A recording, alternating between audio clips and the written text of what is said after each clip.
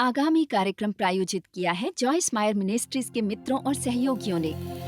मुझे दोषी ठहराए जाने पर मैं हमेशा परमेश्वर का धन्यवाद करती हूँ। कभी कभी मुझे उसका अधिकाधिक धन्यवाद करना चाहिए।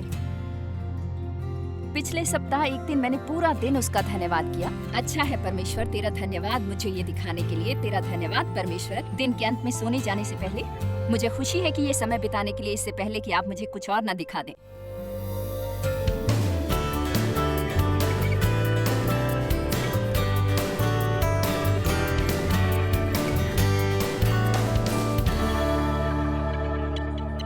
अनुग्रह से आपको विश्वास द्वारा बचाया जाता है। ये परमेश्वर का उपहार है, न कि कार्यों का, ताकि मनुष्य अपने को उससे बढ़कर न समझे। विश्वास से अनुग्रह द्वारा सब कुछ जो हम परमेश्वर से प्राप्त करते हैं हमें इसी तरह मिलता है, विश्वास से अनुग्रह द्वारा। परमेश्वर में हमारा विश्वास या हमारा विश्वास उसके वायदों पर, जिनसे हम परमेश्वर का आशीष नहीं खरीद सकते, केवल हाथ है जो इसे पाता है। ये परमेश्वर की कृपा और उसका अनुग्रह है जो हमारे जीवन में अपनी अच्छाई प्रदान करता है। हम में से कोई भी इस योग्य नहीं हो सकता कि वो पाए जो परमेश्वर हमारे लिए करता है। और इससे हमें शर्मिंदा होने की जरूरत नहीं, बल्कि हमें खुश होने की जरूरत है। इसलिए विश्वास से अनुग्रह द्वारा, विश्वास से अनुग्रह द्वारा। ठीक है, तुम कहते हो काश मैं विश्वास कर सकता। तो सच ये है, परमेश्वर ने हरेक को परिमाण के अनुसार बांट दिया है। रोमियो अध्याय 12। हर एक आदमी, हर एक स्त्री, हर एक लड़के और लड़की को विश्वास है। आपको विश्वास है, आपको इतना पर्याप्त विश्वास है कि किसी भी समय जीवन में जो कुछ करना है उसे करने के लिए कहिए, मुझे विश्वास है। अब आपका विश्वास कमजोर लग सकता है क्योंकि शायद आपने इसे ज्यादा इस्तेमाल नहीं किया, या शायद आप केवल कुछ क्षेत्रों में अपने विश्वास का उपयोग कर रहे हैं काफी लंबे समय से। आपने परमेश्वर में अपने विश्वास का प्रयोग केवल अपने पापों को क्षमा करने और स्वर्ग में किसी दिन जाने की आशा के क्षेत्र में किया हो। मैं नहीं जानती थी कि मैं अपने विश्वास का उपयोग जीवन के अन्य क्षेत्रों में भी कर सकती थी। आप नहीं करते क्योंकि आप पूछते नहीं। अगर आप विश्वास से मांगेंगे तो आप पाएंगे। और मैं आपको बता दूं कि आप परमेश्वर से कुछ भी और सब कुछ मांग सकते हैं, पर आप परमेश्वर से जरूरत से ज्यादा नहीं मांग सकते। आप कहेंगे अच्छा क्या हो यदि मैं परमेश्वर से गलत चीज मांग लूं? आप नहीं पाएंगे। तो आपको इस बारे में चिंता करने की जरूरत नहीं कि क्या हो अगर मैं मुझे परमेश्वर से ये मांगना चाहिए। नहीं, तब वो आपको नहीं देंगे। आप जानते हैं बाइबल में कुछ ऐसी चीजें बताई गई हैं जिन्हें हम मांग सकते हैं, लेकिन जीवन के बहुत सारे क्षेत्र ऐसे हैं जो हमारे जीवन के लिए बहुत ही खास हैं। बाइबल हमें किससे विवाह करना है नहीं बताती, और ना ही कि कब नई कार खरीदनी है, पर यह हमें ज्ञान देती है।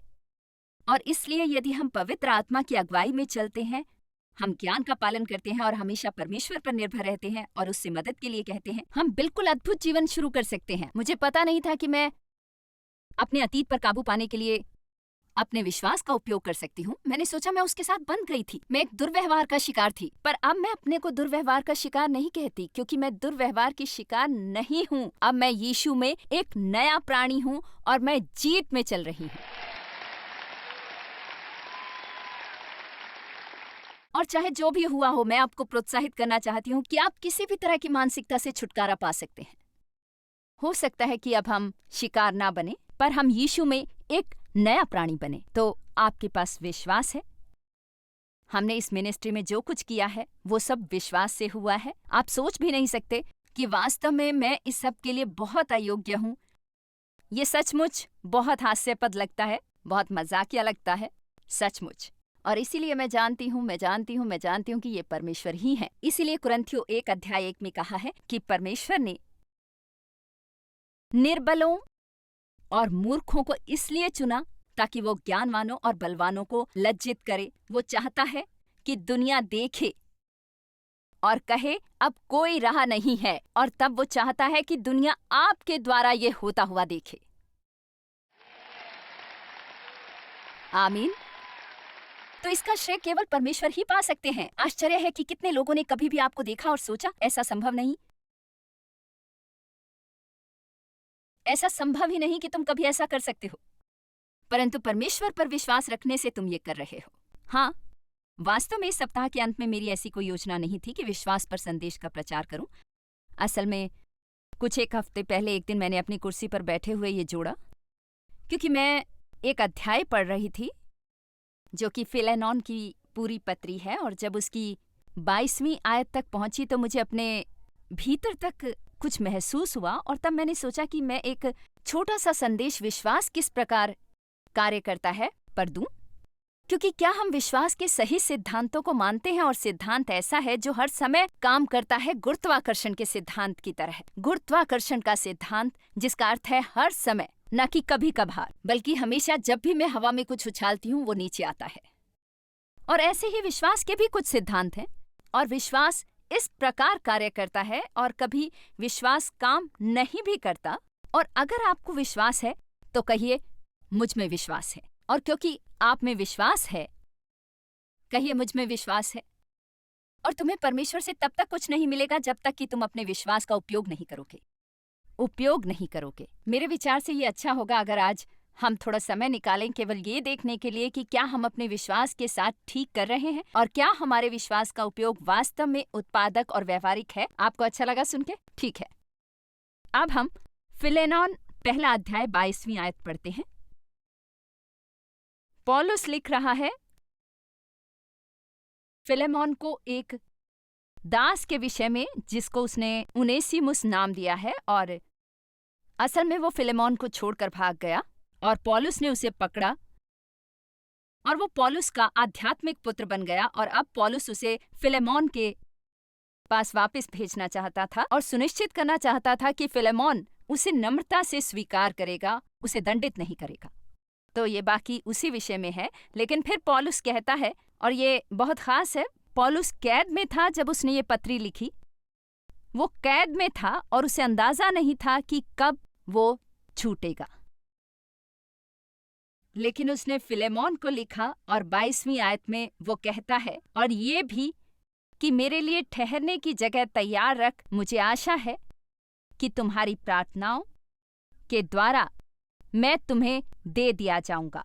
तो दोस्तों, यहाँ हम सच में कुछ खास देखते हैं। सबसे पहले वो कहता है, अब मुझे विश्वास है कि तुम्हारी प्रार्थनाओं के द्वारा मैं यहाँ से बाहर निकल आऊंगा और तुम्हें मिलने आ सकूंगा। तो उसे प्रार्थना की शक्ति में विश्वास था, और उसे यकीन था कि जब वो प्रार्थना करेगा या दूसरे उसके लिए प्रार्थना करेंगे तो उसकी रिहाई के लिए जेल के द्वार खुल जाएंगे। प्रार्थना मत करें यदि आप विश्वास से नहीं कर सकते। जब भी आप प्रार्थना करें, बिल्कुल किसी बच्चे की भांति विश्वास रखें। नंबर 1 कि परमेश्वर आपको सुनते हैं। नंबर 2, परमेश्वर या तो आप जो मांग रहे हैं वो देंगे, या फिर आप गलत चीज मांग रहे हैं, वो आपको कुछ अच्छा देंगे। आमीन। फिर वो कहता है, मेरे लिए ठहरने की जगह तैयार रखना, मुझसे मिलने की आशा में। अब मैं आपको आशा की शक्ति के विषय में बताना चाहती हूँ, क्योंकि विश्वास के साथ एक सक्रिय आक्रामक आशा होनी चाहिए। एक सक्रिय आक्रामक आशा। पौलुस ने कहा, मेरे लिए प्रार्थना करो, मुझे यकीन है मैं यहाँ से रिहा हो जाऊंगा और तुम्हें मिलने आऊंगा, इसलिए मेरे ठहरने की जगह तैयार रखना। बोलिए, ये किसी को दिखाई दे रहा है? तुम मेरे लिए ठहरने की जगह तैयार रख सकते हो, क्योंकि वो पूरी तरह निश्चित था कि वो रिहा होकर मिलने आएगा। हम उन औरतों को जो गर्भवती हैं कहते हैं, माँ उम्मीद से है, उम्मीद से। क्योंकि आप जानते हैं, जब आप गर्भवती होते हैं, आप गर्भवती हैं इच्छा से, अपने जीवन के एक लक्ष्य के लिए गर्भवती हैं। जब एक सपने से गर्भवती हैं कि दास्तां से मुक्ति के लिए, या आप गर्भवती हैं इस सपने से कि परमेश्वर के लिए कुछ महान करें, या ऐसा ही कुछ अपने घर को व्यवस्थित करें, या अपनी शादी को सुधारें, या और भी ऐसा ही कुछ। ये कुछ ऐसा होना चाहिए जिसे आप पुनः करना चाहें, लेकिन उसके लिए आपको उम्मीद होनी चाहिए। आमीन। उम्मीद से। बहुत से लोग कुछ की भी उम्मीद नहीं रखते, इसलिए उन्हें कुछ नहीं मिलता। बहुत से लोग ऐसे हैं, ठीक है देखते हैं क्या होता है, काला रवैया। मैं उस तरह की कभी नहीं रहूंगी, इस तरह का रवैया रख के ना जियो। ठीक है, मैं इंतजार करूंगा क्या होता है। तुम बहुत ज्यादा की उम्मीद नहीं कर सकते। यशायाह अध्याय 30 के 18 आयत में ये सचमुच महान शास्त्र है, इसे मैंने सालों पहले पकड़ लिया था। यशायाह अध्याय 30 के आयत 18 में पूरा सार है। बाइबल कहती है कि तो भी यहोवा इसलिए विलंब करता है कि तुम पर अनुग्रह करे। इसका मतलब है कि परमेश्वर ऐसे अवसर की उम्मीद में है कि आपके लिए अच्छा कर सके। क्या आप इसे देख सकते हैं? परमेश्वर इसलिए विलंब करता है, और विलंब का मतलब है तुम पर अनुग्रह करे, और इसलिए ऊंचे उठेगा कि तुम पर दया करे और तुम पर प्रेम कृपा दिखाए, क्योंकि यहोवा न्यायी परमेश्वर हैं। धन्य हैं, खुश, भाग्यशाली और ईर्ष्यालु सभी वे लोग जो ईमानदारी से उसकी प्रतीक्षा करते हैं, जो उम्मीद करते हैं और चाहत रखते हैं उसके लिए, उसकी जीत के लिए हमेशा। तो इसकी सादगी इसमें है। यदि आप इसे भूल गए हैं तो परमेश्वर स्वर्ग में अपने सिंहासन पर बैठा है और वो देख रहा है, इंतजार में है, आशा करता है, किसी ऐसे को खोज रहा है जिसके साथ अच्छा हो सके। लेकिन वो किसी ऐसे के साथ अच्छा हो सकता है जो उसकी प्रतीक्षा करता है, उसकी ओर देखता, लालसा और उम्मीद करता है कि उसके साथ अच्छा हो। अब यदि आप इसी एक चीज को समझ लें तो आपके जीवन में बड़ा परिवर्तन आ सकता है। मुझे आपसे कहना है, आप क्या उम्मीद कर रहे हैं? अतीत में जो आपके पास था, क्या उससे अधिक की, अधिक कठिनाइयां, अधिक निराशाएं, या फिर नौकरी से निकाले जाने की? तो क्या हुआ? यदि नौकरी चली भी गई तो परमेश्वर उससे अच्छी दिला देंगे आपको। उम्मीद रखें और कमर तक मुसीबतों में धंसने की प्रतीक्षा ना करें। अभी से उम्मीद शुरू करें और अधिक। और मैं आपसे कहती हूँ कि अपनी आशाओं को मुखर करने की जरूरत है। जब आप आशा से भरे रहते हैं, आप आशा की बात करते हैं, ना कि उसकी जो आपके पास है।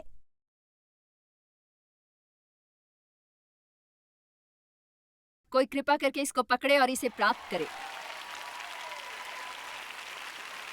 भजन संहिता 27:14। भजन संहिता 27:14। यहोवा की बाट जोहता रह, हिराव बांध, हिराव बांध और तेरा हृदय दृढ़ रहे। हाँ, यहोवा ही की बाट जोहता रहे, यहोवा की बाट जोहता रहे और आशा रख, आशा रख। सब कहिए, मैं आशा करता हूँ। अब हम यशायाह अध्याय 40 आयत 31 के विषय में बात करते हैं, और मेरे बात करते ही आप जान जाएंगे। लोग अक्सर ताली बजाते हैं इसके समय, परंतु जो यहोवा की बाट जो होते हैं वे नया बल प्राप्त करते जाएंगे। वे उकाबों की नाई उड़ेंगे, वे दौड़ेंगे और श्रमित ना होंगे, चलेंगे और थकित ना होंगे, चलेंगे और थकित ना होंगे। सोचिए, ये ऐसा है।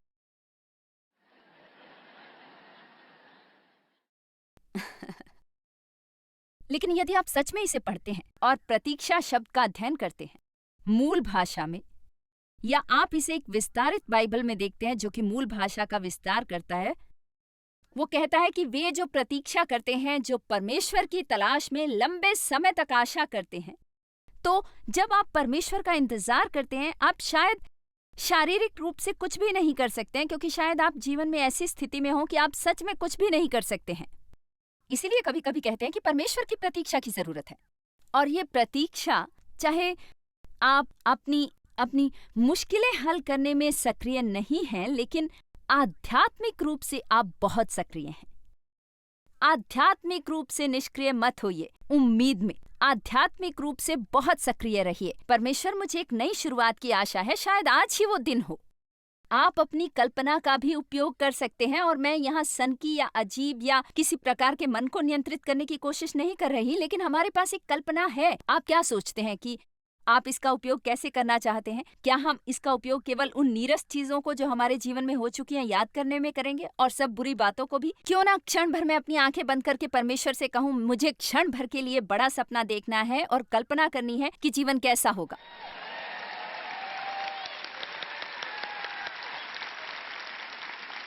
आमीन।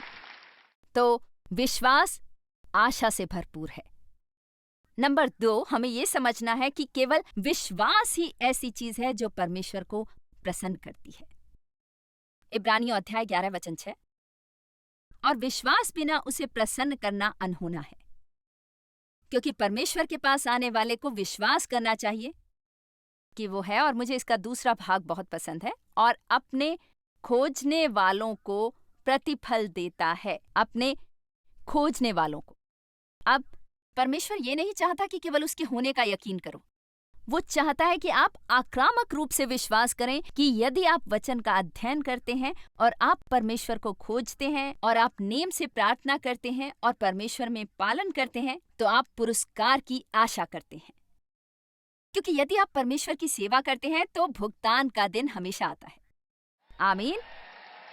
वैसे ही जैसे आप महीने के अंत में वेतन की प्रतीक्षा करते हैं, या सप्ताह में 2 बार, या महीने में 1 बार, या 2 बार, या जैसे भी आपको वेतन मिलता हो, ठीक वैसे ही हम परमेश्वर से फल की उम्मीद करते हैं। क्योंकि यदि आप प्रतिफल शब्द का अध्ययन करें तो परमेश्वर ने बाइबल में बार बार और कई बार ये वादा किया है कि यदि हम सही चीज करेंगे और सही चुनाव करेंगे तो हम जीवन में ये पुरस्कार पाएंगे। शायद इस समय आप में से कुछ लोगों के जीवन में ये समय बोने का है। हाँ, बोने का समय और हल जोतने का समय। बोने और जोतने का समय रोमांचक नहीं होता, लेकिन एक किसान मन में फसल के विचार के बिना कभी नहीं बोता। वो इसलिए बोता है क्योंकि उसे फसल की उम्मीद है। वो इसलिए बोता है क्योंकि उसे फसल की उम्मीद है। वो जाकर हल नहीं चलाता, ना ही चट्टानों को खोदकर बीज बोता है और उस बाग में पानी देता है, पौधों को सींचता है ये सोच कर कि ठीक है, मैं नहीं जानता। नहीं, वो फसल की उम्मीद करता है। और हमें भी जरूरत है उम्मीद से बोने की। यही कारण है कि भले ही हम नहीं देते, हमें देना भी नहीं चाहिए। परमेश्वर के राज में आर्थिक रूप से देकर कुछ पाने के लिए नहीं। मुझे नहीं लगता कि देने के लिए ये एक अच्छा मकसद है। मुझे लगता है कि हमें देना चाहिए जिससे कोई आशीष पाए, परमेश्वर का सम्मान बढ़ाए, लेकिन हमें फिर भी उम्मीद से बोना चाहिए। अपने विश्वास को जारी रखना है ताकि मैं आज्ञाकारी रहकर परमेश्वर का कहा हुआ कर सकूं। इसलिए मैं उस पर भरोसा कर सकता हूं कि वो मेरी सब जरूरतों को पूरा करेगा उसकी सामर्थ्य से, यीशु मसीह की महिमा में। देना साधारण सी बात है क्योंकि आप अपने भविष्य के लिए बुआई कर रहे हैं। विश्वास के बिना परमेश्वर को प्रसन्न करना असंभव है। विश्वास के बिना किए गए हमारे काम परमेश्वर को प्रसन्न नहीं करते। केवल वही जो हम विश्वास में करते हैं, और उसका मतलब क्योंकि हम सच में भरोसा करते हैं अपने पूरे हृदय से, ये हम विश्वास से करते हैं और उसकी महिमा करते हैं कि वो प्रसन्न होता है। रोमियो अध्याय 14 वचन 23, और जो कुछ विश्वास से नहीं वो पाप है। अब यदि आप कुछ देर बैठकर सोचते हैं, वो सब आपको मिल सकता है। जो कुछ भी मैं करता हूं और विश्वास से नहीं करता, वो पाप है। चिंता पाप है, डर पाप है। आप में से कितने विश्वास से शिकायत करते हैं? तो इसका मतलब है कि शिकायत करना भी एक पाप है। इसलिए हमें हमेशा ये कहना चाहिए, धन्यवाद यीशु कि तूने मेरे पापों को क्षमा कर दिया, और ये कि मैं लगातार यीशु मसीह के लहू से शुद्ध हो सकता हूं। आमीन, हालेलुया। और यदि आप इस पर विश्वास नहीं करते तो शादी मत कीजिए। आप जानते हैं, जब पहली बार मेरी शादी हुई तो मैं 18 की थी, और मैं अंदर गहरे तक महसूस कर रही थी कि यह गलती थी। लेकिन क्योंकि मेरे पिता ने मेरा यौन शोषण किया, मुझे लगा कोई मुझे कभी नहीं चाहेगा, इसलिए पहला अवसर जो मुझे मिला मैंने उसे दबोच लिया। और मैं सोचती हूँ कि बहुत से लोग ऐसा ही करते हैं। वो इतने हताश होते हैं, उन्हें डर होता है कि उनका कोई नहीं है, या वो अपने अकेलेपन के एहसास से छुटकारा पाने की कोशिश में ऐसा कुछ करते हैं, और फिर वे सालों साल इससे पीड़ित रहते हैं।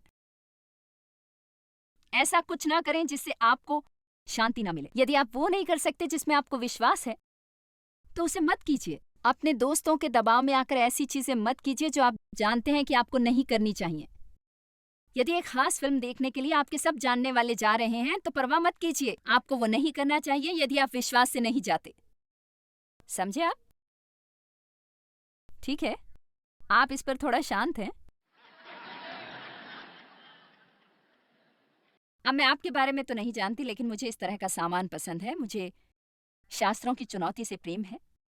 मुझे अच्छा लगता है जब परमेश्वर मेरी गलतियां ठीक करते हैं या मुझे दंडित करते हैं। मुझे ये कतई पसंद नहीं है कि मैंने कुछ गलत किया, लेकिन मुझे अच्छा लगता है जब मुझे परमेश्वर से भूल सुधार प्राप्त होती है। मैं हर बार परमेश्वर को धन्यवाद देती हूँ जब भी दोषी ठहराई जाती हूँ। कभी कभी मुझे उसका और भी धन्यवाद करना चाहिए, लेकिन आप जानते हैं पिछले हफ्ते एक पूरा दिन मैंने उनका धन्यवाद किया। धन्यवाद परमेश्वर की तू जानता है, धन्यवाद मुझे ये दिखाने के लिए। और मैं दिन के अंत में सोने जाने से पहले खुश थी ये समय बिताने के लिए, इससे पहले कि आप मुझे कुछ और दिखाएं। धन्यवाद परमेश्वर की हर दिन ऐसा नहीं होता, लेकिन कैसे रहा जाए ये सीखें कि आप खुश हैं, राजाओं के राजा और प्रभुओं के प्रभु का साथ है, कि वो आपको इतना प्रेम करता है कि वो आपको उस गंदगी में नहीं छोड़ेगा जिसमें आप हैं। मुझे इससे प्रेम है, प्रेम है, प्रेम है। इसलिए यदि मैं आपके प्रकार के व्यापार में पढ़कर कहूं आप जो कुछ करते हैं जिसमें विश्वास ना हो वो पाप है, तो इसके लिए खुश हों। ऐसा कुछ भी जिससे आपको आपकी जगह में एक प्रकार से छटपटाहट हो, तो कुछ है जो आपको चाहिए। पॉइंट 3, विश्वास का आधार परमेश्वर का वचन होना चाहिए। किसी चीज से अधिक सबसे पहले हमें परमेश्वर पर विश्वास है। बाइबल कहती है परमेश्वर पर विश्वास रखो। अब जैसा मैंने आपसे पहले कहा कि हम सब में विश्वास है, प्रत्येक जन को विश्वास का माप दिया गया है। अब मैं ये कहना चाहती हूं, आप उस विश्वास के साथ क्या करते हैं ये पूरी तरह आप पर है। यदि दुखी होने के लिए कुछ वर्ष तक कोशिश करनी है तो देख लीजिए। आप अपना पूरा विश्वास लोगों पर डाल सकते हैं। मैं ये नहीं कहती कि लोगों पर विश्वास नहीं करना चाहिए, लेकिन लोग आपको निराश करेंगे और आपकी आशा तोड़ेंगे। हम इस योग्य नहीं हैं कि एक दूसरे को निराश करें क्योंकि हम परिपूर्ण नहीं हैं। तो लोगों पर विश्वास ना करें, ये केवल परमेश्वर से संबंधित है। आप लोगों पर भरोसा कर सकते हैं, लेकिन इतना भी अधिक न बढ़े कि जैसे ही आप किसी की तरफ उम्मीद से देखें और सोचें अब आप मुसीबत में हैं। अपना विश्वास सांसारिक व्यवस्था पर ना रखें। निश्चित करें कि आप परमेश्वर पर भरोसा रखें। परमेश्वर पर भरोसा। हमारा देश इसलिए महान बना क्योंकि पुरुषों और स्त्रियों ने जो यहाँ आए परमेश्वर पर भरोसा किया। और हमारे राष्ट्र में हमें परमेश्वर पर भरोसा करना होगा। परमेश्वर के बिना राजनीति एक खतरनाक चीज है। विश्वास का आधार हो। सबसे पहले अपना विश्वास परमेश्वर पर रखें। आपके पास बहुत अच्छी नौकरी होगी और उससे हर हफ्ते अच्छा वेतन आता होगा। अच्छा है, लेकिन यदि आपकी जगह मैं होती तो मैं सिर्फ उस नौकरी पर निर्भर न रहती, बल्कि परमेश्वर पर। और यदि आपको अधिक पैसा चाहिए पर तरक्की नहीं हो रही तो उन पर नाराज ना हो, बल्कि परमेश्वर पर विश्वास रखें। बहुत बार हम गलत जरियों से आशा करने लगते हैं और हमें सदा परमेश्वर की ओर देखने की जरूरत है। यदि आप परमेश्वर के पास आएं और परमेश्वर चाहता है कि कंपनी आपका वेतन बढ़ाए आपकी जरूरतें पूरी करने के लिए, वो ऐसा ही करेगा। लेकिन यदि वो कोई अन्य राह उपलब्ध कराना चाहता है, अब क्योंकि आपने उस पर विश्वास रखा है तो आपने व्यापक द्वार खोल दिए हैं। आप सुन रहे हैं?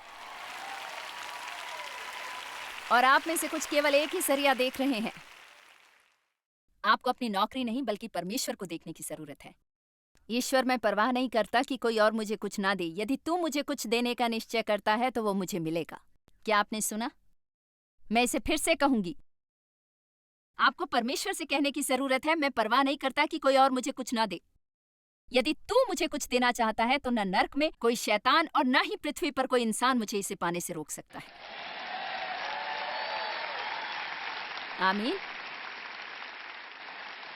इसलिए विश्वास का आधार होना चाहिए सबसे पहले परमेश्वर पर विश्वास रखें और फिर परमेश्वर के वचन को, परमेश्वर के वादों के बारे में जानने के लिए पर्याप्त रूप से जानें, ताकि अपना विश्वास परमेश्वर के वादों पर रख सकें। अब मुझे नहीं लगता कि हर बार जब आप प्रार्थना करते हैं आप कभी किसी बात के लिए प्रार्थना नहीं कर सकते यदि आपको शास्त्र और वचन नहीं मिल रहे, लेकिन फिर भी मुझे लगता है कि ये बुद्धिमानी होगी कि जितना संभव हो उतना अपनी प्रार्थनाओं को ईश्वर के वचन से भरा रखें। वचन की प्रार्थना करें, परमेश्वर को याद दिलाएं। दूसरे भविष्यवक्ताओं ने भी यही किया। उन्होंने हमेशा परमेश्वर को हर बार याद दिलाया कि उसने क्या कहा था। और आपको कहने की जरूरत है, ईश्वर तूने वादा किया है और इसके लिए धन्यवाद। परमेश्वर तूने वादा किया है कि यदि मैं अपने बच्चों को सही शिक्षा और परवरिश दूंगा तो वे बूढ़े होने पर हमसे दूर नहीं होंगे। तो अभी वे जहाँ कहीं भी हैं, मेरा भरोसा है कि वे वापस आ रहे हैं। हमारे साथ बने रहिए। जॉयस थोड़ी ही देर में कुछ समापन टिप्पणियों के साथ वापस आएंगी। बाइबल कहती है कि परमेश्वर ने हम में से हर एक को विश्वास का माप दिया है और आप जानते हैं, हम जितना विश्वास का उपयोग करेंगे वो उतना ही बढ़ेगा। और उसका अनुग्रह भी हमारी सहायता के लिए है। जब भी हम विश्वास में कदम बढ़ाएंगे, उसका अनुग्रह, उसकी शक्ति, उसकी क्षमता हमारे जीवन के हर क्षेत्र में प्रभावशाली होने में सहायता करेगी।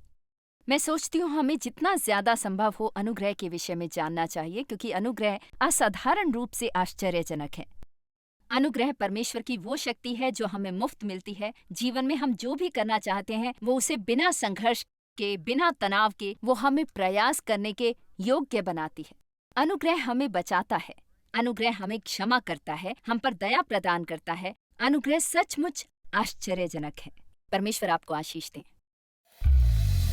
जॉयस मायर मिनिस्ट्रीज में आप हमारे लिए बहुत ही कीमती हैं, जितना कि आप जानते हैं। हम आपकी सराहना करते हैं और इस सेविकाई को दुनिया भर में संभव बनाने के लिए हम अपने दोस्तों और सहभागियों को धन्यवाद देते हैं। हम साथ मिलकर भूखों को खाना खिलाते हैं, गरीबों को कपड़े देते हैं और कई देशों में सुसमाचार बांटते हैं।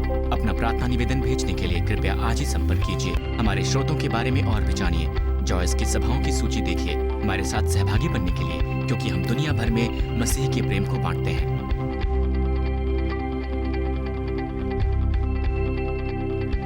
इसका खर्च उठाया है जॉयस मायर मिनिस्ट्रीज के मित्रों और सहयोगियों ने।